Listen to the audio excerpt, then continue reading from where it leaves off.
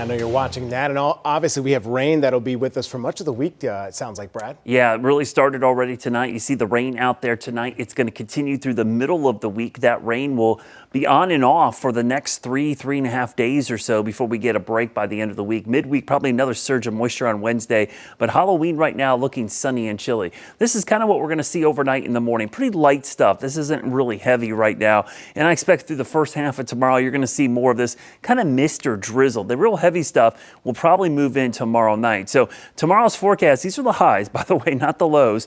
We're going to struggle to get much warmer than we do for the overnight lows. So if it's a low of 49, the high of 53, that's probably going to be about it for many areas.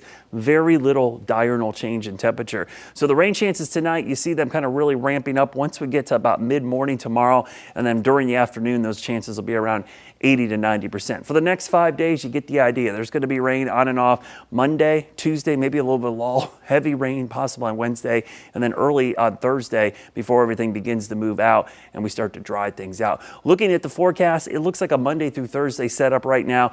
Prepare for some chilly conditions. Definitely going to be kind of soggy every commute, especially the mornings and the evenings, and definitely chilly. So you're going to want to keep not just a jacket, but maybe a little heavier jacket because the temperatures are going to struggle to get out of the 50s. You'll see waves of rain, and even when it's not raining, it'll feel like it is because it's going to be those low clouds, fog, and drizzle. There's that little bit of a lull before the next system comes in on Wednesday. So there's kind of two distinct systems. So we'll put the temperatures and the future cast on here. You see the rain really ramping up late tomorrow afternoon. So the Monday evening commute could be really soggy. That rain will linger into Monday night and Tuesday morning. Tuesday afternoon, probably a little bit of lull, so just drizzle or mist.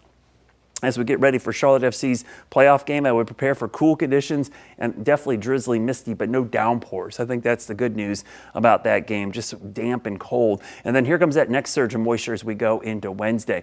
How much rain are we talking about? It'll vary, but I think 1 to 3 inches over the next 3 to 4 days probably is a good guess on where we're going to see there. And everybody should get rain out of this. So this will be perfect for the drought. It won't end the drought, but it certainly could have a big impact. So let's talk about Melissa. There's Jamaica to the north. Boy, this storm is a perfect symmetrical storm. It's very powerful, Category 4, possibly Category 5 by the time you wake up later this morning.